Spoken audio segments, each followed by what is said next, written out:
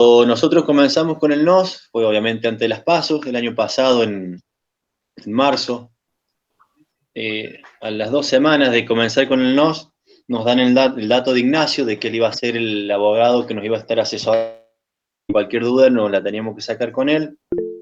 Así que desde ese entonces lo hemos estado saturando desde San Luis a Ignacio con cualquier tipo de consulta. Todas las consultas siempre las contestó de un modo satisfactorio, muy atento, muy generoso con su disposición. Pero bueno, si bien eso hablaba muy bien de él, hubo algo que personalmente a mí y a mi esposa nos sorprendió cuando viajamos a Villa Uriburu y lo conocimos. Realmente una persona que si me tuviesen que decir, que la describiera o que dijera algo de él, una persona sumamente noble, de una piedad muy profunda, pero una piedad inclusive hasta visible, se nota esa interioridad, esa espiritualidad de una persona realmente muy buena, o sea, una persona buena, noble, honrada. Realmente eso nos sorprendió, porque hay un montón de gente con esa característica, pero que a veces uno no las ve, o sea, no se manifiesta exteriormente toda esa grandeza espiritual. A veces las tenés que conocer con más profundidad. Bueno, en Ignacio tiene esa particularidad que vos cuando la ves en el acto, en su mirada, en su gesto, en su modo, te das cuenta la calidad de persona que es. Nos regaló un rosario y me dijo, debátelo, es un recuerdo de acá de Villa Uriburu, así que ahí lo tenemos con nosotros como una reliquia.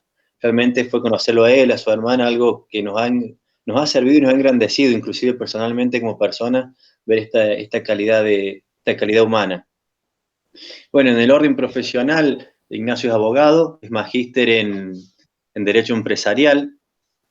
Cada vez que le hemos preguntado algo, siempre nos ha sorprendido con una capacidad intelectual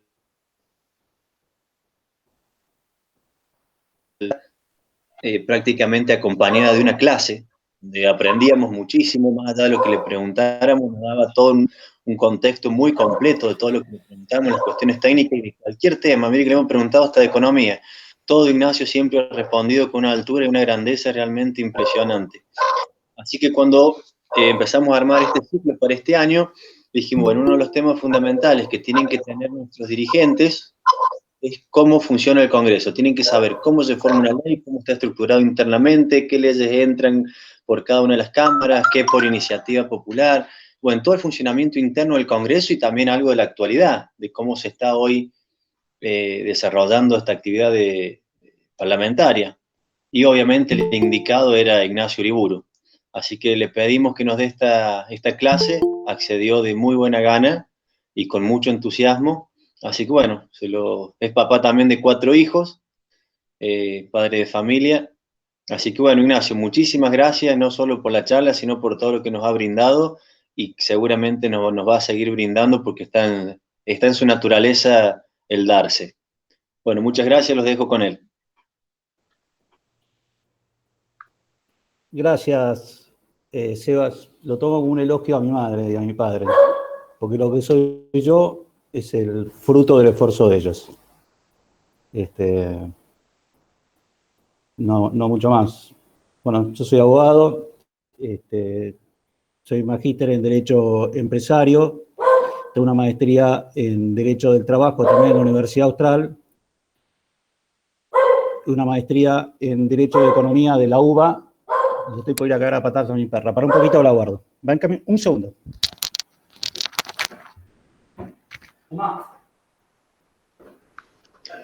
Ahí lo vamos a denunciar con los veganos, que le va a pegar la perra.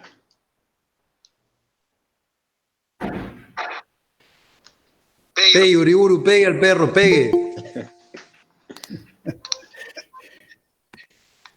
Hola. Perdón la demora, pero bueno, se tenía la perra ladrando al lado mío. Y bueno, la vida siempre nos va llevando de un lado para el otro y uno tiene que reinventarse constantemente para poder seguir rindiendo frutos, ¿no?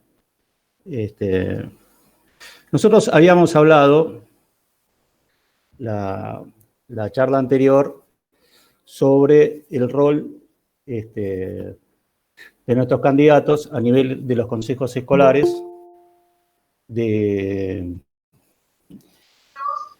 los consejos municipales y los consejos deliberantes provinciales.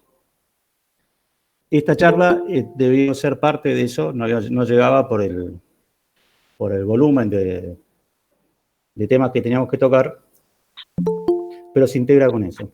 Habíamos visto que el poder del Estado y la capacidad que tiene el Estado está dado solo en la medida de la ley. Quiere decir que el Estado es un incapaz de derecho y únicamente tiene capacidad en la medida que una ley le brinde un fundamento que sea ajustado a la Constitución Nacional y también que le fije un límite en la actuación. En nuestra Constitución eso se deriva de una interpretación negativa del artículo 19 de la Constitución Nacional. En la Constitución suiza es un artículo positivo. Disculpe, Ignacio, hay dos micrófonos prendidos, si los pueden apagar. No.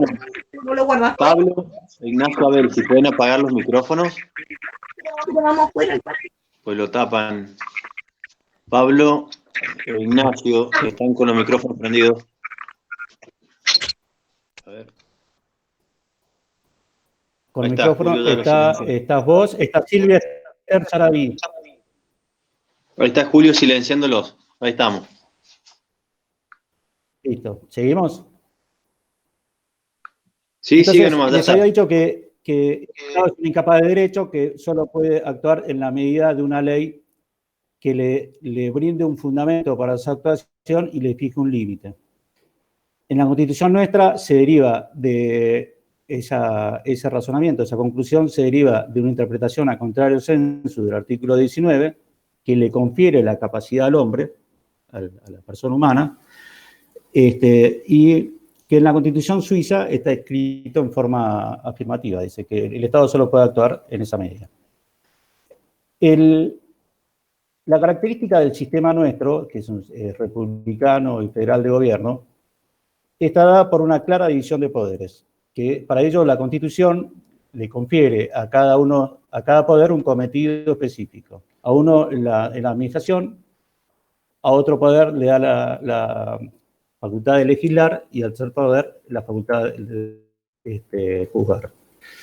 Este es un sistema de frenos y contrapesos. Lo que se busca es que todos los poderes actúen dentro de la órbita de la Constitución Nacional. Entonces, no porque un poder reciba todas las facultades y pueda actuar en forma unímoda, se va a progresar más en el desarrollo de una nación. Porque este sistema de frenos y contrapesos es lo que hace que las actuaciones estén balanceadas y bien coordinadas hacia la consecución del Estado, que es la consecución del bien común. Además, eso fue tomado de la Constitución de los Estados Unidos, pero bueno. Hoy lo que existe en nuestro país, y lo vemos, es que el Poder Ejecutivo legisla por vía de los DNU. Y eso que habíamos visto que marcaba las tres ausencias, que eran una ausencia de profesionalismo del Estado, o sea que tenemos un Estado presente que es un continuo de equívocos con bolsillo de payaso. Después, la ausencia de un compromiso político del Congreso por volver las desviaciones del Ejecutivo a su cauce constitucional, que es mediante el dictado de leyes, mediante el reclamo de cuáles son sus facultades. Cuando el señor Trump en Estados Unidos quiere hacer algo que no corresponde, le sale la señora Pelosi para decirle, usted no puede hacer esto, no puede hacer lo otro, y de esa manera se van frenando los desbordes de cada uno de los poderes. Y por último tenemos la ausencia de vocación del Poder Judicial por velar por el Estado de Derecho. ¿Y qué está fundado eso? En que los jueces dicen, si el Congreso no ejerce sus funciones por limitar los excesos y la opinión pública en general no parece no importarle suficientemente estos desbordes porque lo convalida con su voto, o sea, los bordes del hiperpresidencialismo, no se va a meter. Entonces, las causas que durante un periodo fueron avanzando y parecía que íbamos a llegar a grados de conocimiento y a sentencias, se empezaron a frenar y terminaron desvirtuadas por el desinterés de la justicia y por la presión del Estado, del gobierno federal, ¿no? Nosotros hemos visto que en la Constitución también teníamos las 5 notas características que están dadas en el preámbulo, que es la representatividad política y atribución de la soberanía al pueblo. Después la institucionalización del Estado Nacional, una voluntad política y el mandato de estos congresales que fueron se la reunieron ahí para darnos una constitución, lo que determinó a su turno el federalismo. Y después tenemos el tercer elemento, que era la supremacía de la ley. El cuarto elemento, la magnanimidad del amparo constitucional y el sentido de un esfuerzo, y quiénes eran sus destinatarios. Y por último, teníamos una visión antropológica que podía mirar a su propia historia, al presente y al futuro, porque por humildad también miraba la realidad de cara a la verdad de lo que había sucedido en una nación con 35 años de guerra civil y de cara a Dios, ¿no es cierto? O sea, este es un preámbulo que, aparte de tener todas esas notas, es la declaración de unidad, paz y concordia que terminó con 35 años de guerra civil. Y, bueno, que después demandó un tiempo más, se mandó como 20 años más terminar de ponerle orden al país, pero bueno, que inició un camino de ordenamiento. Ese camino de ordenamiento a su vez permitió un montón de cosas que hizo que en los 40 años siguientes la Argentina fuera una de las primeras potencias mundiales, ¿no? Una de las 5 potencias más grandes en el mundo. Nosotros habíamos visto también que desde nuestro espacio nosotros nos proyectamos al análisis de las situaciones, o sea, el llegar a cubrir una banca, alcanzar a ganar una banca en el Congreso, lo mirábamos de dos plataformas. Una era el liderazgo y la otra era la funcionalidad. El liderazgo estaba dado por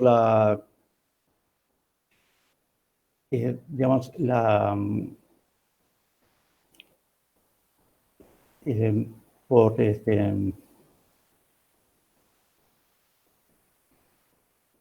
la capacidad que teníamos de influir dentro de las instituciones y únicamente podemos transformar a aquellos que seamos capaces de entender y de hacer en forma eficiente.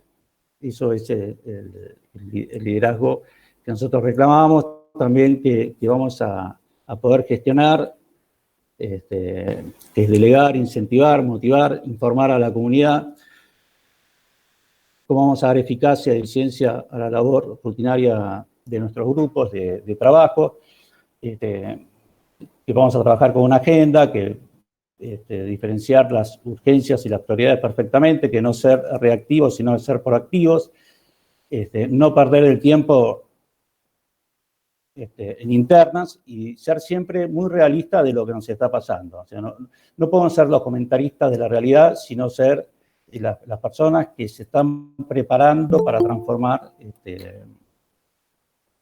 futuro. O sea, vivir con determinado equilibrio y con madurez y conciencia de lo que estamos haciendo. Después este es un liderazgo, que es muy importante esto, que es un liderazgo que está puesto al servicio de nuestro país y sin otro premio el logro de los fines de su causa. O sea, nosotros no venimos a buscar ningún beneficio personal, ni buscamos otro beneficio que no sea que nuestro país pueda salir de su crisis y pueda entrar en una senda de progreso sostenido, ¿no? Bueno, después habíamos hablado de la funcionalidad, y que la función alude a una actividad que es particular de la persona dentro de un sistema. Entonces nos permite distinguir que por un lado tenemos el actor que va a llevar a cabo la función, nuestro candidato, y por otro lado tenemos el sistema donde estamos operando. Entonces eso nos tenemos que entender que nosotros tenemos que conocer bien cuáles son las reglas que rigen estos sistemas y poder explicar bien qué es lo que vamos a hacer que sea compatible con esos sistemas.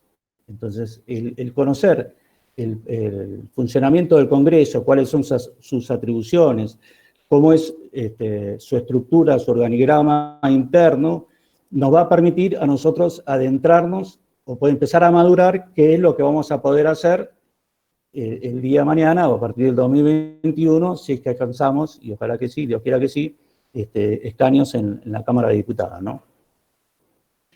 La estructura del Congreso está dada por una doble representación. Nosotros tenemos en el Congreso una Cámara de Diputados de la Nación, que es la representación del pueblo, o la Cámara Baja, y después, por otro lado, tenemos la representación de los estados provinciales, o la Cámara Alta, que corresponde a los senadores de las provincias. Así lo expresa la Constitución. Este Congreso, que funciona para la sanción de las leyes, requieren una aprobación en ambas cámaras. O sea que hay una cámara funciona como cámara de origen y la otra cámara como cámara revisora. Puede hacerlo indistintamente, excepto en algunos temas en que la cámara de origen debe ser únicamente la Cámara Baja, la Cámara de Diputados, que son en casos de reclutamiento de tropas y tributos, y en otros casos la Cámara de Origen es necesariamente la Cámara de Senadores. El caso más típico es la declaración de sitio, ¿cierto? Después tenemos cómo están conformadas las cámaras. Tenemos la Cámara de Diputados. Eso está dado por el artículo 45 de la Constitución, que dice que la Cámara de Diputados se compone por representantes elegidos directamente por los pueblos de las provincias y de la Ciudad de Buenos Aires y de la capital en caso de traslado. O sea, si nosotros implementáramos como un programa de gobierno, dentro del programa de gobierno, el traslado de la capital hacia otro lugar, habrá que dictar una ley que fije el estatus de capital federal a esa nueva ciudad o ese nuevo lugar, a esa nueva ciudad, y que allí también se va a tener que tener una representación de diputados, ¿no es cierto? Cada uno de los distritos se considera como distrito único y se eligen a simple pluralidad de sufragios. El número de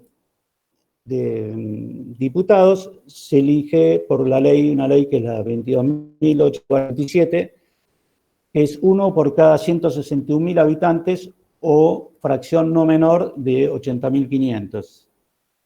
Esa ley del año 83 fijó el reparto de la cantidad de diputados en función del censo que se había hecho o vigente de esa época y nunca más se actualizó.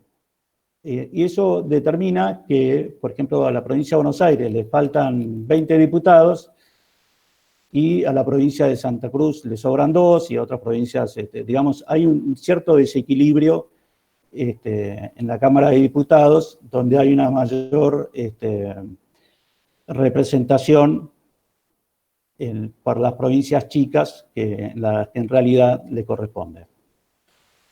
Los diputados actualmente son 257 miembros, tienen mandato por 4 años, pueden ser reelegidos, son elegidos por el sistema de representación proporcional, DONT, que ya lo vamos a ver, y cada 2 años la Cámara se renueva por mitad de sus miembros.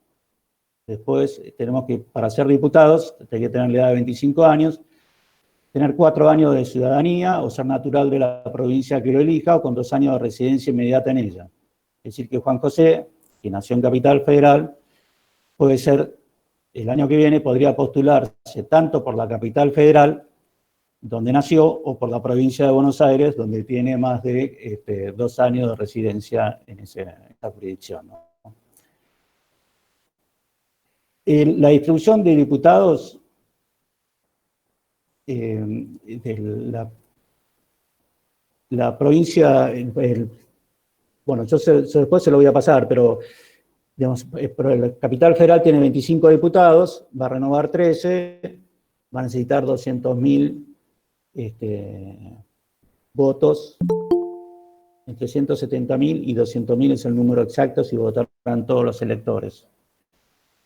Después, bueno, Buenos Aires tiene 70 diputados y, bueno, se van dando los números de diputados. Pero si Buenos Aires tiene 16.660.000 habitantes y es un diputado cada 161.000, debería tener 102 o 103 diputados y, sin embargo, tiene 70.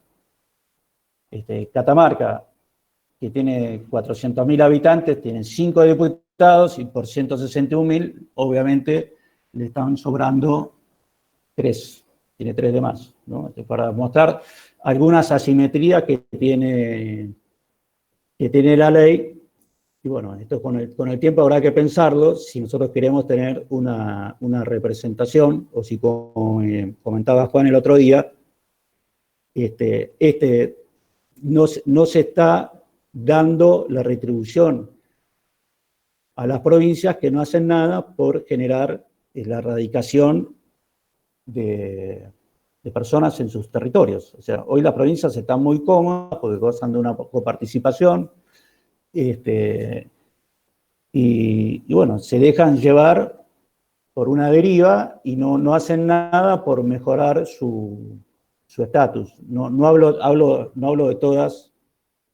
Creo que San Luis no es así, creo que Córdoba tampoco es así, pero bueno, pueden ser que hayan provincias donde no hay un verdadero esfuerzo por mejorar el estado o la situación, condiciones para que se asienten empresas, poblaciones, establecer universidades, hospitales, servicios, infraestructura, bueno, una serie de cosas que deberían darse, ¿no? El sistema DONT, ¿cómo es? El mínimo para poder ser elegido, poder tener electores, para poder ganar una banca de diputados, es haber obtenido el 3% de los electores. Todos los partidos que no alcancen al 3% son desechados. Después, el número de votos que obtuvo cada partido se divide por 1, se divide por 2, por 3, por 4, hasta por el número de cantidad de vacantes que se deben completar. Y se toman de cada una de las listas aquellos que tengan el número mayor. No sé si me pude explicar. Si lo bueno, de este modo, del total de votos obtenidos, únicamente van a concurrir para la banca de diputados aquellos partidos o alianzas que hayan obtenido el 3% de los votos. Los que obtuvieron más, el 3% o más de los votos, se va a dividir el número de votos que obtuvo por 1, por 2, por 3, y así sucesivamente hasta la cantidad de vacantes que se deben llenar. Por ejemplo, si voy a la provincia de San Luis, tiene 3 vacantes para llenar. Obviamente este es un tema muy sencillo, va a entrar 2 de la mayoría y 1 de la primera minoría, digamos, no tiene demasiado misterio, pero lo mismo hay otras provincias que van a renovar 2 diputados, que es el caso de Río Negro, que va a entrar uno por la mayoría, otro por la minoría, pero en el caso hay provincia de Buenos Aires que va a renovar 35 bancadas, el número de votos que obtenga cada partido se va a dividir por 1, por 2, por 3, y así sucesivamente hasta 35. Y después se van a tomar las 35 determinaciones mayores que se hayan obtenido. ¿Me siguen eso? Esos son los que van a entrar. Y eso va a hacer que van entrando en forma proporcional los distintos partidos. Eso es el sistema DON. Yo después les voy a pasar una explicación de cómo se hace para que lo puedan ver, si quieren. Después, la Cámara de Diputados tiene un reglamento que es un reglamento muy profuso, muy trabajado, que está en Internet y que la verdad es que si uno aspira a ingresar como diputado en la próxima elección, debiera agarrar la computadora, bajarlo y leerlo, ¿no? Para entender cuál es el marco jurídico y el marco procedimental que lo va a regir. La Cámara de Diputados, a su vez, tiene 46 comisiones internas. Después vamos a ver que las leyes se presentan por la mesa de entrada, pasan a la comisión, a 1, 2 o 3 comisiones, según se determina ahí por la presidencia. Con los despachos de comisión pasa a tratarse por la Cámara. Y cuando no pasa por la comisión y va directamente a la Cámara es cuando se dice que el proyecto se trata sobre tablas. Estas 46 comisiones son significativas porque tienen mucha importancia a la hora del pensar cómo va a ser, cómo debiera ser nuestro país y cómo debieran ser los temas. Entonces tenemos una comisión que es de asuntos constitucionales, otra que va a ser de legislaciones, otra comisión que es relaciones exteriores y culto, después va produciendo presupuesto de Hacienda, educación, cultura, justicia, previsión, bueno, de una serie de cosas que se van tomando, ¿no? Que son importantes de conocer para entender lo que vamos a hacer ahí adentro. La iniciativa de los proyectos de ley. Sigo por la Cámara de Diputados, vimos que por el proyecto puede entrar por Cámara de Diputados o puede entrar por la Cámara de Senadores. Pero, digamos, lo continúo en este orden. La iniciativa del proyecto de ley le corresponde a los diputados, a los senadores y al presidente de la Nación. Y a partir de la reforma del año 94 se incorporó en el artículo 39 de la ley un instituto nuevo que es el de la iniciativa popular. Ese instituto está regido por la ley 24.747, que dice que para poder presentar un proyecto por iniciativa popular que introduce una modalidad, si bien marginal, pero modalidad al fin de democracias ya más de tono semidirecto, tiene que estar convalidado, acompañado por las firmas del 1,5% del último padrón de elecciones a diputados, que son todas las elecciones, y no menos de 6 jurisdicciones del país. O sea, en 6 provincias deberíamos tener el acompañamiento del 1,5%. Cuando un proyecto entra por la Cámara de Diputados, ella va a ser la Cámara de Origen y la Cámara de Senadores va a ser Cámara Revisora, y si el proyecto entra por la Cámara de Senadores es Cámara de Origen y Cámara de Diputados es la Cámara Revisora. Entonces teníamos que el camino que hace una ley desde que es un proyecto hasta que es sancionada, después va a ser promulgada por el Ejecutivo, tenemos la presentación, que ya la vimos, entonces vamos a hacer por la mesa de entradas, lo más básico que hay, la mesa de entradas, ya sea de la Cámara de Diputados o la Cámara de Senadores, de ahí va a pasar a tratamiento en comisiones y después al debate parlamentario en ambas cámaras. El debate parlamentario en las cámaras, aparte del reglamento que rige su funcionamiento, la Constitución le marca 2 límites, un quórum y una mayoría. Para algunos temas, o los temas más ordinarios, el quórum es el de la mayoría absoluta, o sea, el 50 más 1, y en otros casos se va a exigir que sea una mayoría agravada. Después o sea, que puede fijar que sean las 2/3 partes del total de los miembros de las cámaras, o la mayoría absoluta de los miembros de las cámaras, y entonces en ese caso se va a requerir que estén presentes todos los miembros, ¿no es cierto? O esté presente la 2/3 parte de los miembros. Después tenemos que las cámaras entran en funcionamiento y receden en el periodo ordinario en forma conjunta. El periodo ordinario legislativo se inicia el 1 de marzo, que es cuando al presidente le corresponde hacer la apertura de sesiones, y finaliza con el año, ¿no es cierto? Después, ninguna cámara puede dejar de funcionar más de 3 días sin el aval de la otra cámara. Y esos son temas que en estos días fueron muy vigentes porque el Congreso no funcionó durante 40 días. Bueno, todo el mundo preguntaba qué pasa con esta norma, porque la norma existe y la Constitución no conoce de pandemias ni conoce de situaciones demasiado excepcionales, excepto que el edificio se venga al piso, pero la Constitución está pensada y es un instituto que debe regir en situaciones de normalidad y debe regir en situaciones de anormalidad o de excepción, como puede ser una fuerte conmoción interna, como puede ser un ataque exterior, y aún así deben funcionar porque hacen a una república que la necesitan, ¿cierto?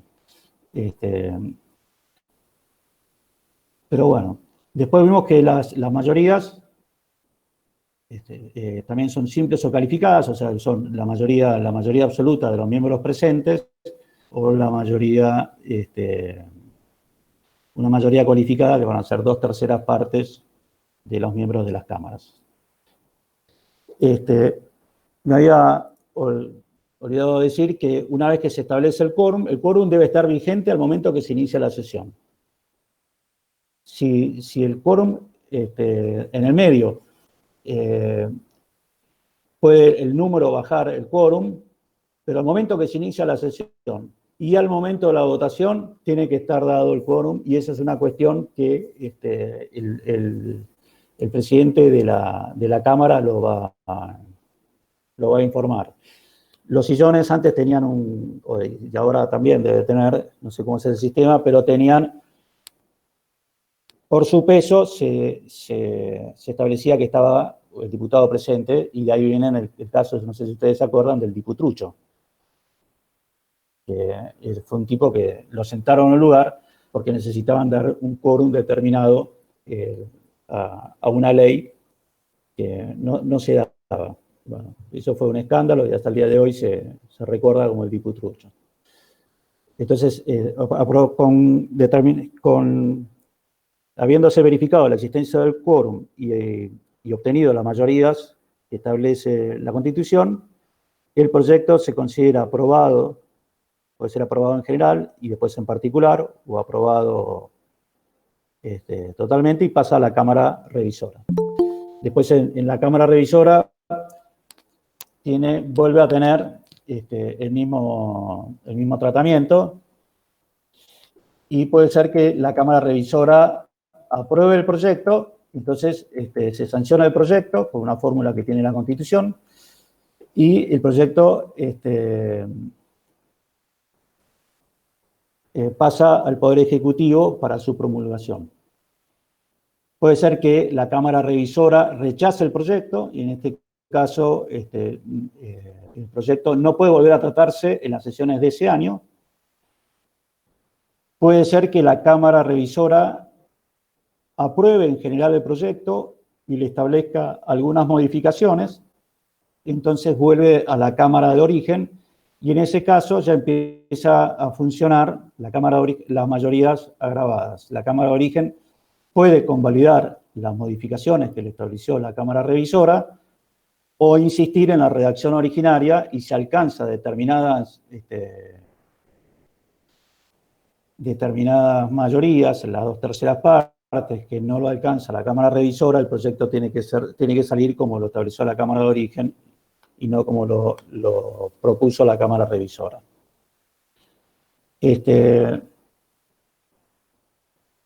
Hay un tema que es importante en la sanción de las leyes, es que no hay manifestaciones fictas.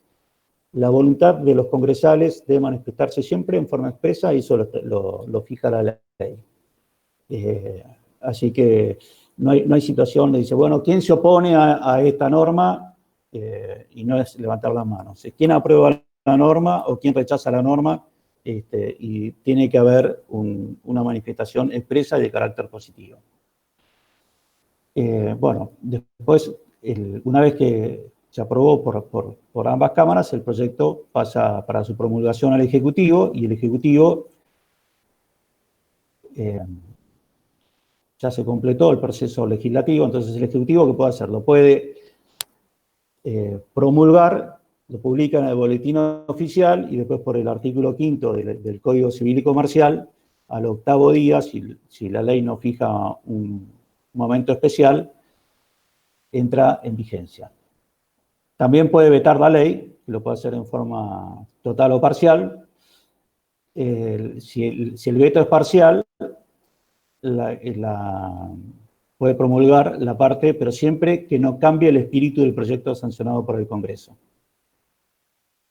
En caso que el presidente vete la ley, el proyecto vuelve al legislativo, que puede aceptar el veto o insistir en su sanción, ¿no? Si ambas cámaras cuentan con una mayoría grabada, que es el 2/3, pueden obligarlo al Ejecutivo en el proyecto, como estuvo sancionado por el Congreso, y pasa a ser ley directamente. Se considera que está promulgado, se publica directamente, y ya la función del Ejecutivo no es de consideración de mérito, oportunidad, conveniencia, sino directamente de orden administrativo, que es publicar la ley y que la ley se cumpla. Después, habíamos dicho que los asuntos sobre la Cámara de Diputados es Cámara de Origen, las leyes sobre contribuciones y las leyes sobre reclutamiento de tropas. Y no como Cámara de Origen, sino con otra función más que tiene la Cámara de Diputados, es que es Cámara acusadora en caso de juicio político al presidente, al vicepresidente, al jefe de gabinete de ministros, a los ministros y a los miembros de la Corte Suprema. La Cámara de Diputados va a actuar como Cámara acusadora, y la Cámara de Senadores como juzgadora. La composición del Senado es más simple, son 3 senadores por provincia, y por la Ciudad de Buenos Aires se eligen en forma directa, y corresponden 2 bancas, le corresponden a la mayoría, y 1 banca le corresponde a la primera minoría. Después cada senador tiene un voto. La representación que ellos hacen ya no es del pueblo, sino es de las provincias, del Estado de las provincias. Tienen requisitos mayores, algunos que hoy se observan y otros que no, porque la edad para ser senador es de 30 años, el tiempo de residencia es de 6 años como ciudadano de la nación, y tienen que disfrutar de una renta anual de 2.000 pesos fuertes, o una entrada equivalente, que es un número que hoy no se observa, y alguna vez leí un estudio sobre el tema, y realmente 2.000 pesos fuertes es una fortuna ahora, así que muy pocos podrían llegar a ser senadores. Los senadores duran 6 años en sus mandatos, son reelegibles. El Senado se renueva, pero se renuevan la totalidad de las bancas de las provincias. O sea, cada elección, 8 distritos renuevan todos sus senadores. Eso se va alternando. Una disculpa, perdón que lo interrumpa. También, ¿Puede el repetir presidente... eso? Que no... ¿Cómo? Perdón que le interrumpa. Si puede repetir eso, que no lo llegué a escribir bien. Disculpe. No, para nada. Que los requisitos para ser senadores o la duración de la duración de los senadores es de 6 años en ejercicio de sus mandatos y son reelegidos íntegramente. Se renuevan a razón de una tercera parte de los distritos electorales cada 2 años. Quiere decir que nosotros tenemos elecciones cada 2 años, cada 3 elecciones, los distritos van renovando la totalidad de sus senadores. Son 8 provincias, renuevan sus 3 senadores en una elección, 8 provincias en la elección subsiguiente, 8 provincias en la elección siguiente, y después volvemos a la primera. No es como la Cámara de Diputados, que va a renovar la mitad de sus bancas de todas las jurisdicciones. Bueno, el vicepresidente de la Nación es el presidente de la Cámara de Senadores. Tiene el ejercicio de voto solo en caso de empate en la votación. Y después la Cámara de Senadores debe designar un vicepresidente que en la ley de acefalía es el tercero en línea sucesoria. Está el presidente, el vicepresidente y el presidente provisorio de la Cámara de Senadores. ¿Cuándo se dio este caso en la Nación? En la presidencia del doctor José María Guido. Había renunciado el vicepresidente Gómez de Frondizi, el presidente Frondizi fue depuesto el 29 de marzo del año 62, y por una actuación que hizo un juez de la Corte, que se llamó Julio Zanarte, le tomó juramento esa tarde en la Corte al doctor José María Guido, quien pasó a ser presidente presidente provisional para hasta completar el mandato. Lo que pasa es que Guido, al poco tiempo, intervino el Congreso, con lo cual ahí se lo consideró ya como un gobierno de facto y no por la ley de acefalía, ¿no? Como un presidente provisorio. Después el Senado tiene las facultades de juzgamiento. Las consecuencias de los fallos del Senado es únicamente destituir al acusado. Y puede declararlo incapaz para ocupar algún empleo o confianza, sueldo de la nación, pero la condena conforme a derecho siempre le va a corresponder a los jueces. Nunca el Senado puede aplicar una condena. Vimos que el Senado también le da determinadas autorizaciones. Puede autorizar al presidente de la Nación a que declare estado de sitio en varios puntos de la República en caso de ataque exterior. También tiene comisiones, tiene menos comisiones que la Cámara de Diputados, pero tiene sus comisiones. Después es el Senado es el que brinda determinados acuerdos que tienen algunos funcionarios, sean los ministros de las Cortes, los presidentes del Banco Central, bueno, y nada más. Dentro de lo que son las disposiciones, la Constitución tiene un capítulo dedicado a las disposiciones comunes de ambas cámaras, que es cómo van a funcionar las cámaras, cada cámara tiene sus reglamentos, que los miembros de las 2 cámaras prestan su juramento en el acto de incorporación, de desempeñar debidamente el cargo, de obrar en un todo de conformidad a lo que prescribe esta Constitución. Y esto es un tema muy importante, porque no todos obran dentro de lo que prescribe la Constitución. Muchas veces los legisladores van por fuera de lo que prescribe la Constitución. Después, otro aspecto que es vital para el desempeño de su función es que no pueden ser ni acusados ni interrogados ni pueden ser arrestados, excepto que se han sorprendido infraganti en la ejecución de un crimen. Cuando hay una querella, la justicia tiene que pedir a la Cámara en la que pertenece el miembro que está siendo juzgado y pedir el desafuero. Entonces la Cámara iba a necesitar el 2/3 de los votos para suspender en las funciones al acusado y ponerlo a disposición del juez. Ese fue el caso del ministro Julio De Vido. Bueno, las cámaras pueden solicitar la presencia de los ministros del Poder Ejecutivo para pedir explicaciones o presentar informes. Después tiene una limitación para recibir empleos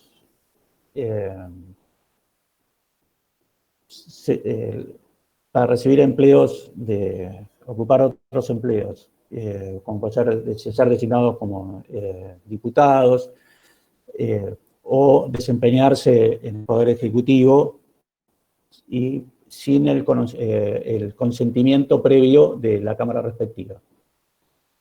Después hay una limitación que es para los eclesiásticos regulares, que no pueden ser miembros del Congreso, ni los gobernadores, que son las dos categorías de personas que están excluidos de poder postularse como diputados. No se puede ser gobernador de una provincia, diputado, o ser gobernador y senador. Y después, bueno, el último punto es que los servicios que brinden los senadores y los diputados están remunerados por el Tesoro de la Nación con una dotación o una dieta que fija la ley, ¿no? Las atribuciones del Congreso están en el artículo 75. Este es un tema un poco árido, pero que es interesante de analizar, porque cuando nosotros vemos que algo no funciona, siempre tendemos a achacarle la culpa al Ejecutivo. Y muchas veces el mal funcionamiento de la República obedece a déficits de funcionamiento del Congreso.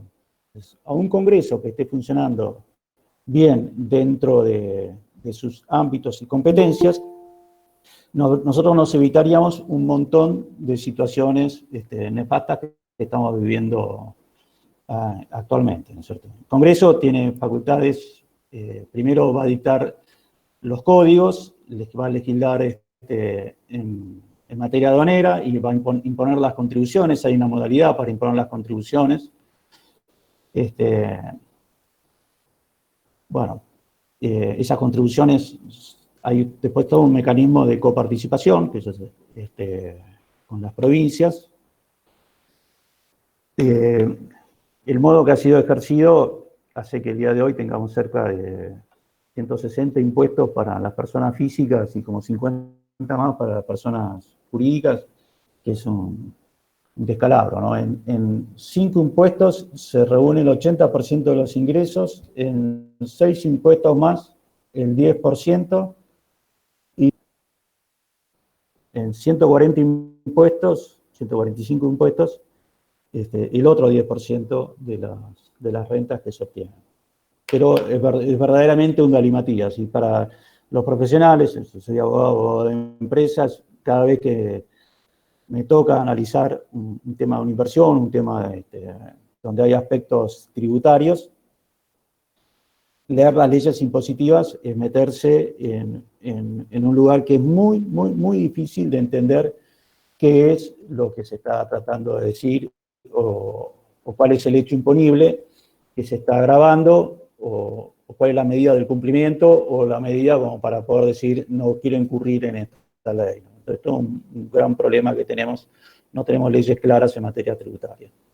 Otra función que tiene el Congreso es la de contraer empréstitos sobre crédito de la Nación, cosa que hoy no se cumple, porque se le da una autorización genérica al Poder Ejecutivo, y el Poder Ejecutivo contrae deuda y no se establece un criterio de racionalidad en las cuentas. Es como se le da una facultad que hace que la nación se endeude no para sentar las bases del crecimiento, sino para gastos ordinarios. Y quien se endeuda con gastos ordinarios es como el que gasta sin límite en su tarjeta, pero refinanciar de una vez, dos veces, tres veces, cinco veces, pero en un momento le van a decir, mirá, esta es toda tu cuenta, niato, vení pagala. ¿Qué es lo que nos está pasando a nosotros ahora? No tenemos crédito y no podemos soportar la estructura de gastos que hemos armado sobre la base de un crédito mal gestionado, en gran parte por responsabilidad de este Congreso. También establece un presupuesto y se supone que el Ejecutivo le manda una ley de presupuestos, o sea, lo que va a erogar en el año siguiente, lo manda, si mal no me acuerdo, creo que es el 1 de septiembre, y ahí es donde se fijan cuáles son las rentas que se van a obtener y cuál es el destino de los gastos. Esto es otro verdadero galimatías. Se gasta por doquier, se gasta más allá de lo que ingresa. El país no tiene un superávit primario. Superávit primario significa que el gasto ordinario, sin computar la deuda que se contrajo, los servicios de la deuda, el gasto primario es menor de lo que se recauda. Acá, por lo general, el gasto primario es mayor de lo que se recauda. O sea, con lo cual, las vías para solventarlo son dos. O tomo deuda o emito. Si tomo deuda no tengo que pagarla, y hoy no tenemos créditos, y si emitimos, lo que generamos es lo que estamos viviendo nosotros, que es un proceso de inflación que por darle el Congreso a la maquinita, el Congreso no, el Ejecutivo a la maquinita, siendo que es otra facultad del Congreso, que el Congreso debería ejercer y no está ejerciendo, se genera estos procesos inflacionarios, es la profecía autocumplida. Primero lo pagamos todos, y después todo el mundo se mete dentro de esta cadena y necesita ir aumentando los precios, porque si no, cuando le llegue el momento de reponer sus stocks, lo que ganó con las ventas no le alcanza para pagar el precio, el nuevo precio. Entonces se trabaja a pérdida. También tiene las facultades para sellar su moneda y fijar un sistema uniforme de pesos y medidas, fijar el valor de la moneda extranjera. Bueno, dígame que cumple todo esto, la verdad que no cumple nada. Puede arreglar los límites del territorio de la nación, proveer a la seguridad de las fronteras. Tiene una cláusula que se le agregó para reconocer la preexistencia étnica y cultural de los pueblos indígenas argentinos y establece ahí un estatus particular para los pueblos, para fijarle los pueblos originarios, para fijarle cuáles son sus territorios y asignarle una propiedad comunitaria que no va a poder ser embargada, grabada, ni nada por el estilo, ni enajenada. Después el Congreso le corresponde proveer lo conducente a la prosperidad del país y al bienestar de las provincias, al progreso, la ilustración, dictando planes de instrucción, promoviendo la industria, la inmigración, la construcción, ferrocarriles, la colonización de tierras, las tierras de propiedad nacional. Bueno, eso era algo que existía en el siglo XIX, ¿no? Ya. Nuevas industrias, la importación de capitales, la exploración de los ríos, y bueno, hay una serie de cosas, de facultades que hacen a la cláusula de que el proyecto de nación que está contenido en la Constitución Nacional no reside sobre la capacidad de obrar del Poder Ejecutivo, sino que reside sobre una doble función. En el Poder Legislativo, en cuanto a diseñar los instrumentos necesarios como para el Poder Ejecutivo pueda llevar adelante un programa de gobierno y de crecimiento, generando situaciones de igualdad, promoviendo la justicia social, el acceso al crédito, el acceso a la vivienda, la educación, la salud, la seguridad, una serie de cosas, y el Ejecutivo, un poder administrador, deberá cumplir con esas leyes para poder conseguir esto, que seamos una nación que sea próspera y feliz. Sin embargo, Eso hoy, que es asumido por este hiperpresidencialismo que estamos viviendo desde el año 94 en forma decidida, pero antes ya venía dándose de alguna manera,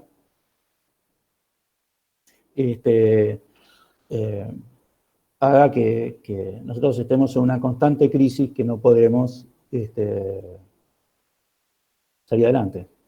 Y nuestra solución no es muy difícil, es leer lo que dice la Constitución, leer lo que dicen los reglamentos y cumplir eso, y ya estamos con eso, es suficiente, no hay más misterio que eso. Después tiene dentro de las atribuciones del Congreso está la de aprobar los tratados que la nación firme. Si los tratados son aprobados con el voto de las 2/3 partes de los miembros de las cámaras, ese tratado pasa a gozar de jerarquía constitucional. ¿No es cierto?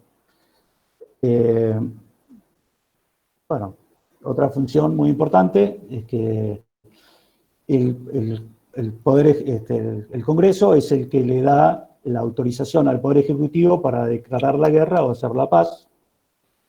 Estas son cláusulas tomadas de la Constitución de los Estados Unidos. Yo la leí, el capichete de la Constitución de los Estados Unidos está preparada para una nación marítima, para una nación dedicada a hacer la guerra e imponerse por la fuerza. Es un capítulo que es muy fuerte, acá está mucho más ajustado a nuestra idiosincrasia, pero bueno, su origen fue tomado en el proyecto originario de la Constitución de los Estados Unidos. Bueno, también otra facultad que tiene el Congreso es la de la intervención federal de las provincias, o de la Ciudad de Buenos Aires, y en qué caso puede intervenirlas. El artículo 5 de la Constitución dice que cada Constitución debe darse su propia Constitución, con arreglo a los principios y garantías de la Constitución Nacional, con 3 condiciones: la educación primaria, el régimen municipal y el funcionamiento de la justicia. Esas serían las situaciones de graves anomalías en las que el Congreso podría llegar a intervenir una provincia. También puede intervenir un poder de la provincia, si puede más, puede lo menos. Si la provincia fue intervenida durante el periodo del receso, si el Ejecutivo dictó un DNU para intervenir en una provincia, al Congreso le corresponde aprobar o revocar la intervención. Después hay una cláusula que es muy importante en la Constitución, que dice que le prohíbe al Congreso la delegación de facultades legislativas en favor del Ejecutivo. Y cualquier delegación que se haga son nulas. O sea, todo lo que el Congreso delegue en el Ejecutivo, si no tiene un marco de base, si no le fija un mínimo y un máximo, por ejemplo, en la ley penal en blanco, dice el Poder Ejecutivo podrá establecer las sanciones, pero le tiene que fijar una escala penal y le tiene que fijar un mínimo y un máximo. Esos son los temas, y cualquier delegación legislativa que haga en el Poder Ejecutivo, en forma genérica, es nula, de nulidad absoluta. Esto, digamos, en cuanto a yo creo que con esto cierro el tema de las funciones y atribuciones del Congreso. Ahora, vuelvo a nuestra base. Nosotros, yo les proponía, creo que es un principio nuestro, 2 plataformas. Una es el liderazgo, otra es la funcionalidad, o sea, entender cuál es la función que nosotros vamos a cumplir en el caso de acceder al Congreso, ¿no? Nosotros tenemos que tener claro qué es lo que cumplir. Tenemos que tener claro que la confianza pública del votante va a estar puesta en nuestro partido. Tenemos que tener claro que nosotros somos miembros de un partido político y no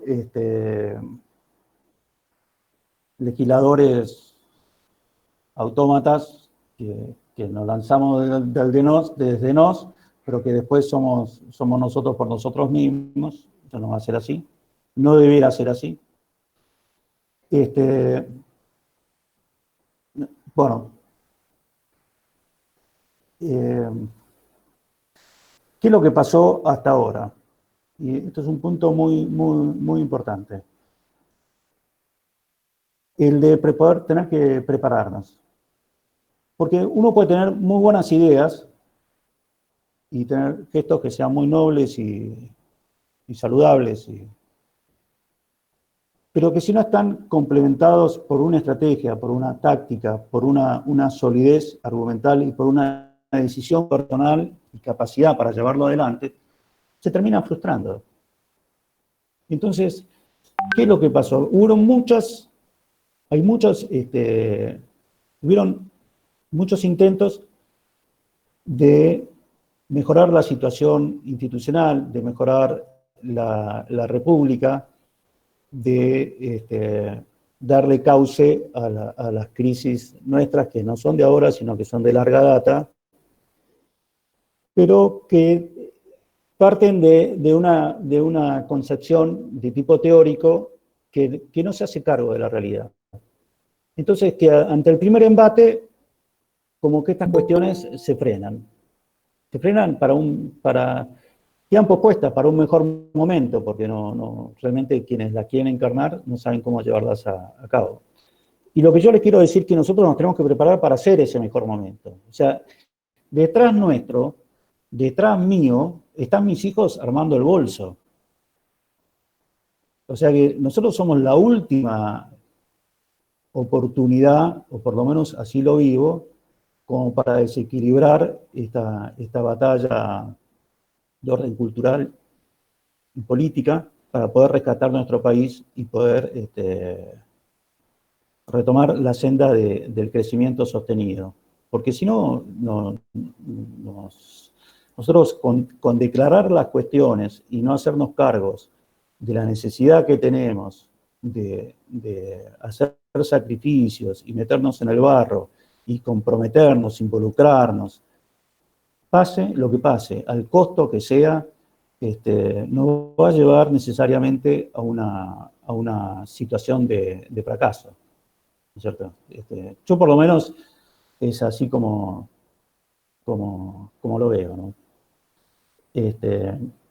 Bueno, ya con esto creo que estoy dicho todo lo que les tengo que decir y bueno, me abro a las preguntas que quieran hacer, ¿no? Bueno, Ignacio.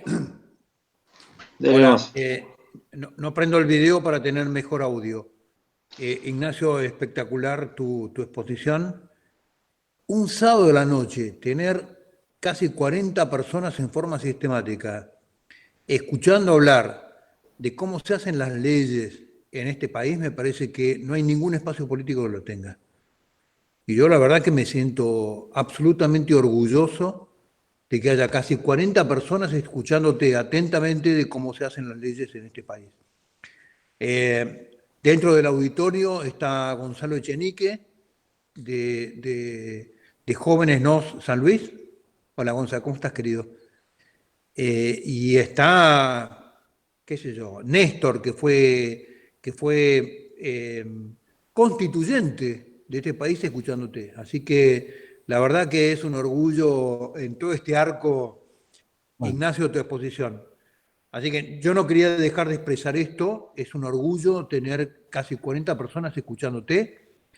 Y a todos ustedes que están dudando si en el 2021 van a ser candidatos a diputados en cada una de las provincias, les digo que nuestro asesor en el bloque de diputados va a ser Ignacio Uriburu, que es la Gilé desde el punto de vista jurídico de NOS.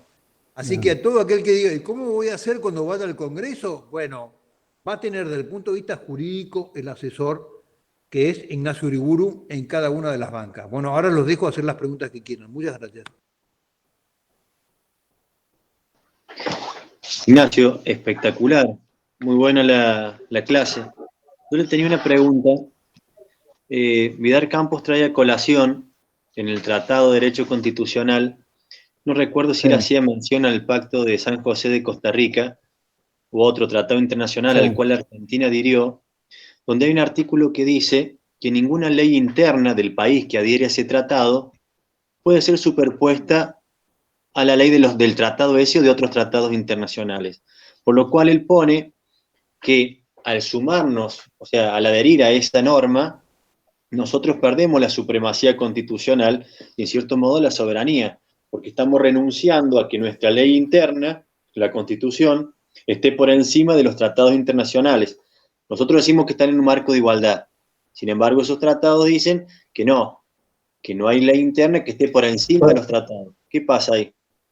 Bueno, te puedo responder. El artículo 22, el inciso 22 del artículo 75, acá abrí el Folet, dice que una de la función dentro de las atribuciones del Congreso es aprobar o desechar los tratados concluidos con las demás naciones y las organizaciones internacionales y los concordatos con la Santa Sede. Los tratados y concordatos tienen jerarquía superior a las leyes. Después dice la Declaración Americana de Derechos y Deberes del Hombre, una serie de cosas, de serie de tratados, en las condiciones de su vigencia tienen jerarquía constitucional. No derogan artículo alguno de la primera parte de esta Constitución y deben entenderse complementarios de los derechos y garantías por ellos reconocidos.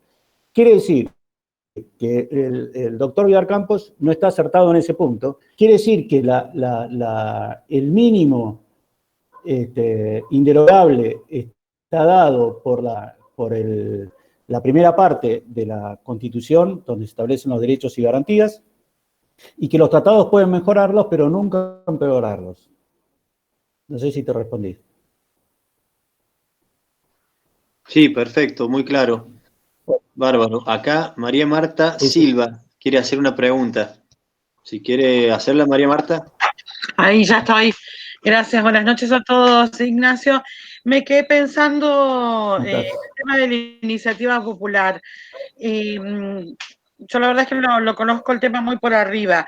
¿Hay alguna posibilidad de que el procedimiento, digamos, de juntar firmas, que es una cantidad realmente importante, se haga en forma online, en forma remota? Y pregunto por todas estas iniciativas que hay en estas plataformas tipo Change y eso, que la verdad es que creo que todos hemos firmado muchas veces muchas de ellas, pero no las hemos visto traducidas jamás en ningún proyecto, ni receptadas por el Congreso ni por ninguna de las cámaras, ¿no? Está bien. La iniciativa popular se introdujo en el año 94 y al poco tiempo se dictó la ley 24.747, que fue dictada en un periodo donde la tecnología no tenía ninguna, no estaba desarrollada, recién empezaba el proceso de la computación y del email, el fax era el Zoom, que es lo que podíamos tener. Eso es un tema que lo voy a hablar este lunes en la Defensoría del Pueblo y en la Cámara Nacional Electoral, que son los dos lugares donde me voy a presentar para que se me convalide un sistema online. El sistema online tampoco está previsto en el reglamento de actuación ante la justicia, sin embargo la Corte Suprema acaba de dictar una serie de acordadas que nos permite iniciar juicios online, que inclusive nos va a permitir en dos jurisdicciones dar inicio al partido a través de una audiencia que se va a hacer online con la Junta Promotora y que va a tener validez judicial, la presentación de las fichas en forma online. O sea, hoy el mundo marcha en función en la línea con la tecnología.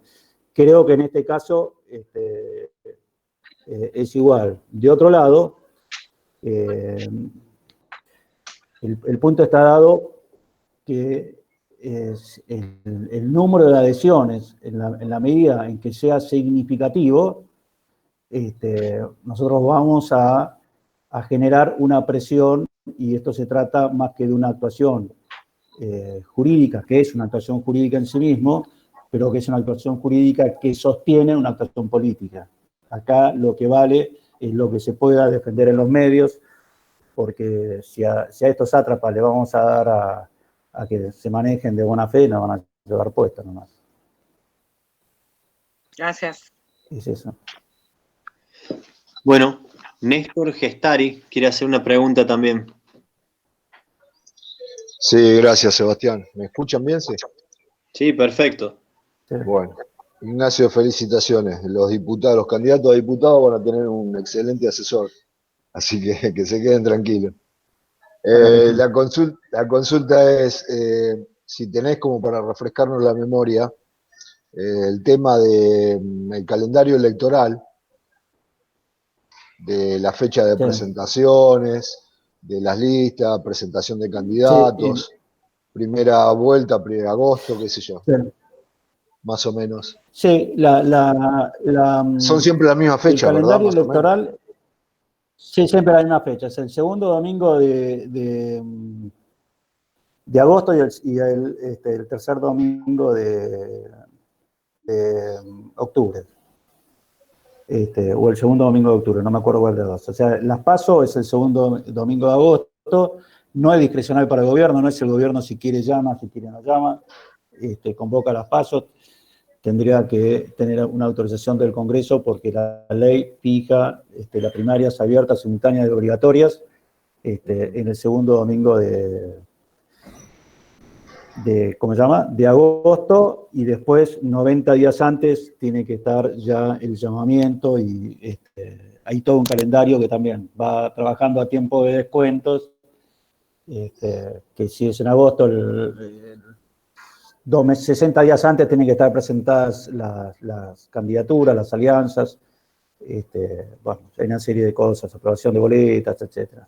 Sí, después de la presentación de las alianzas viene la presentación de candidatos, ¿verdad? Y después vienen las primarias. Sí, la presentación. Después viene la primaria, después la general. Sí. Las generales, y si hay segunda vuelta, está bien. No, en segunda vuelta nada más en caso de elección Exacto. de presidente. Sí, correcto. Bien. Gracias, Ignacio. Un tema que no les comenté es, ¿qué es una ley? Nosotros una ley, pues una norma de carácter coactivo, que sé cuánto. Toda una explicación técnica. Y la verdad es que yo se la quiero hacer un poquito más sencillo. La ley es la contemplación del otro. Cuando el Congreso dicta una ley, es que está dirigiéndose hacia la sociedad, o hacia un grupo de la sociedad, una parte de la sociedad. No solo lo está contemplando, lo está modelando, sino que le está asignando un espacio.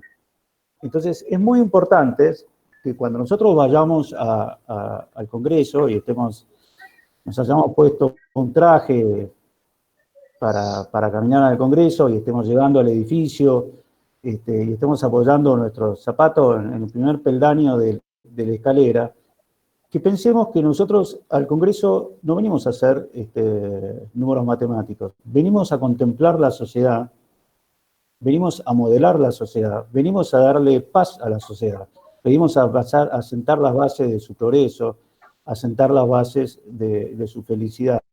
Miren, un día visitando la casa histórica ahí en Tucumán, creo que en el segundo o tercer patio, estaba una placa que nos dedicó la República Italiana en 1910. Y me impresionó, o sea, piel de gallina, porque decía, saludaba a la nación argentina en sus primeros 100 años, que próspera y felice. Éramos prósperos y felices. En el 2020, 110 años después, podemos decir que somos prósperos y felices. Como dice Juan José, hoy somos uno de los pocos países del mundo donde los nietos son más pobres que los abuelos. Y los abuelos se habían hecho en una generación, porque los bisabuelos habían llegado en un barco con lo que tenían nomás. Pero bueno, yo lo que les pido a cada uno de ustedes, que cuando se preparen, que más allá de los aspectos técnicos, que tengan una profunda visión humana. Porque nosotros estamos obrando sobre un momento que es único en la eternidad del mundo. El mundo tuvo un origen y tendrá un fin. Nuestro espacio medido frente a ese tiempo del mundo es nada. El mundo es eterno y nosotros somos casi la nada misma, pero sin embargo sigue siendo nuestro espacio. Es el espacio mío, es el espacio tuyo, Néstor, es el espacio del pobre tipo que está en Villa Azul, penando, llevando sus penurias, encerrado en este momento, y nadie se conduele de él, nadie se pone a decir qué es lo que voy a hacer yo, de qué me voy a privar, qué es lo que voy a poner para mejorar la situación de ese tipo, para cambiarle el recuerdo de una infancia a un chiquito que en vez de poner la pata en una cloaca, viejo, la ponga arriba a una plaza y pueda salir adelante. De eso se trata. Bueno, Ignacio, la verdad, tremendo final. Muy bueno. ¿No han hecho más preguntas? No sé si alguien quiere hacer alguna otra pregunta o le damos paso a Juan José para cerrar. Sí, yo tenía una pregunta, perdón. Echenique. ¿Cómo va? Bueno, primero que nada, muy buena su charla, la verdad que yo entré un poco tarde porque estaba haciendo tarea, mil disculpas, pero bueno, lo que llegué a escuchar fue muy brillante, muy claro y muy conciso. La pregunta es, yo no llegué, capaz que ya lo dijo, pero si no, puedes repetirlo. Es que si se tiene, o sea, si hay, por así decirlo, ciertos requisitos para postularse como diputado. Como por ejemplo, lo que sí escuché fue que como asesor creo que debe tener más de 30 años. Quiero saber si ese diputado... No. Como senador 30 años, como diputado 25. ¿Vos qué edad tenés? Como diputado 25. Pero una pregunta, ¿ese diputado ¿Vos qué edad tenés? 25 años es diputado nacional o provincial? Vos, te hago una pregunta, ¿vos qué edad tenés? Yo ahora 17. 17, bueno. Vos en 8 años más vas a tener 25 años y te vas a poder postular como candidato a diputado por el distrito en el que naciste o por la provincia donde residas si tenés 2 años de residencia previa al momento de las elecciones. Claro, pero una pregunta, eso es diputado nacional, ¿no? Diputado nacional, sí. Sí. Y una pregunta, ¿puede ser que para diputados provinciales sea otro el rango de edad? Habría que leer la constitución de tu distrito, en San Luis. Sí, puede ser Claro. perfectamente. No, yo preguntaba por el caso de... Sé que en Buenos Aires, no sé si fue en Buenos Aires o en Córdoba que, por ejemplo, entró un diputado provincial de 20, 21 años. Eso preguntaba. La chica esta, Ofelia, no sé cómo hicieron, pero no reúne las condiciones para ser diputado. Pero bueno, en la política de que te voy a llevar puesto, llevarla a Ofelia de candidata a diputada, es una muestra clara de cuál es la disposición a lo que viene. Porque si la Constitución dice que tenés que tener 25 años, no hay argumento alguno que te permita pasar por debajo de eso. O sea, ¿cuál es el razonamiento que es más fuerte, más sólido y más duradero que el que fija la Constitución como para poder violar una norma de la Constitución? Porque si no, para eso hagamos todo lo que nos tengamos ganas y ya está. Genial. Bueno, muchas gracias. Ignacio, bueno, es clarísimo que tenemos que focalizarnos en el estudio de la Constitución Nacional desde las juntas promotoras y en la Constitución Provincial como base para poder entablar esta misión política. Ahora yo le hago una consulta. Y de los reglamentos. Y los reglamentos. Y de los reglamentos, porque el reglamento que es el que te va a fijar cómo son las movidas internas, cómo son los pasillos de esas estructuras, cómo es el organigrama. Porque los mejores legisladores son los que mejor manejan el reglamento. Los que manejan muy bien, que manejan al dedillo el reglamento son los legisladores que destacan. Los demás están ahí, están pintados al óleo. Claro, entonces la Constitución es los reglamentos, y hay algún autor así recomendable, porque por ahí uno lee la Constitución y necesita... Mira, la Constitución es de los libros más lindos que vas a leer. En sí mismo es el libro, porque te permite soñar, porque te permite pensar, porque te da un pie. Yo siempre lo asimilo al estribo cuando uno va a montar, ¿no? Es un buen estribo la Constitución. Sí, sí, a mí personalmente lo que me ha pasado es que nosotros la vemos por Vidar Campos, pero a veces me ha generado más confusión y leer el texto constitucional me ha aclarado muchísimo más que la explicación del constitucionalista. O sea, tiene esa particularidad, ¿no? Es muy clara en su redacción. Y bueno, quería consultarle eso porque a veces uno cae en ese error de leer el comentarista, no ir a la fuente y resulta que la fuente era mucho más clara. Por ejemplo, esta interpretación que usted me ha hecho. Es mucho más claro. Así que, bueno, no sé si no hay otra pregunta, le damos a Juan José para que cierre. Yo lo conocía al doctor Vidar Campos. La verdad es que era un excelente profesor de Derecho.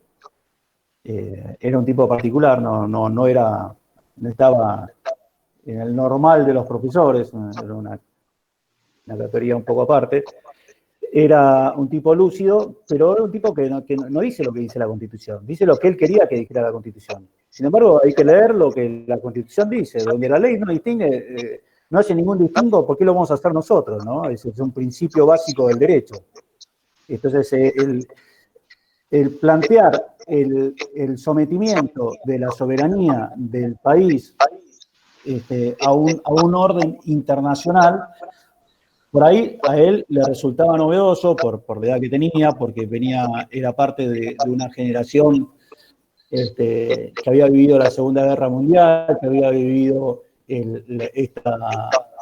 una explosión que hubo con posterioridad a la Segunda Guerra en cuanto a los organismos internacionales, la forma en que se iban a relacionar, la generación de los tratados, las promesas o las propuestas o los programas que tenían para evitar una guerra por los próximos 50 años, se pactaron en Yalta, un montón de cosas, pero no dicen lo que dice la Constitución. Y cuando vos lo trasladás en el tiempo, en ese momento era buenísimo, pero puesto en la resistencia del tiempo para el momento de hoy, en que necesitamos reivindicar nuestra nacionalidad y nuestra soberanía, decir que estamos sometidos a los organismos internacionales, directamente vamos al bolso y nos vamos. O somos personas poquito menos que libres, no somos libres. Claro, lo que pasa es que Vidar Campos es el autor básico de todas las universidades de Derecho. O sea, la lectura básica y los demás son complementarias. Entonces caemos en este problema, que vos después recibís y la única concepción profunda que tenía la Constitución campo donde se encuentran este tipo de errores o interpretaciones que usted plantea. Por eso me parece bárbaro la recomendación suya de ir directamente a la Constitución. Así que... Siempre hay que leer la ley. Bárbaro. Bueno, no sé si no hay otra pregunta. Muchas gracias, Ignacio. La verdad que muy claro, nos ha servido muchísimo. Gracias. Bueno, le damos a José, si quiere cerrar.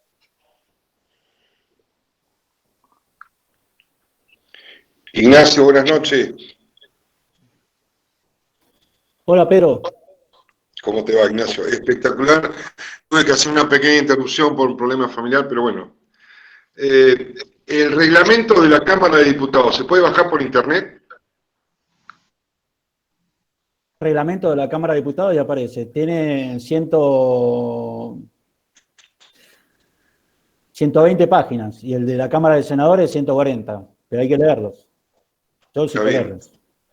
Pásenlos, estudienlos. Sí, señor. Sí, señor. Bueno, muchísimas gracias, Ignacio. Excelente. Bueno, gracias. Bueno, Ignacio, no lo encuentro con José, me parece que se haber quedado sin señal, pues no lo encuentro conectado. Se fue. Bueno, le agradecemos muchísimo. La verdad, nos ha venido bárbaro. Yo justo estoy estudiando todos estos temas también, así que me ha venido muy bien a mí particularmente. Le agradecemos y bueno, estamos convocándolo nuevamente para Bueno. otra disertación dentro de unos días. Muchísimas gracias, chicos. Les mando un gran abrazo a todos. Te agradezco muy especialmente tus palabras porque, de vuelta, uno es el fruto de un árbol. Y vos hablaste del árbol, no del fruto. Sí, sí. Estoy acá con mi mamá y me dice, ¿quién es? No, le digo, es Uriburu, que el papá fue gobernador de Córdoba. ¿En serio? Me dice, no lo podía creer que, bueno, me habló de su papá como un grande, ¿no? Que mi abuelo, que era político, siempre hablaba de su papá. Así que mire lo que es la vida, ¿no? Sí. Así que bueno, muchísimas gracias. Por bueno, todo, gracias, viejito. Te mando un abrazo. Gracias a todos. Bueno, me despido. Adiós. Saludos, nos vemos. Saludos a todos. Chao, chao. Adiós. Gracias, saludos a todos.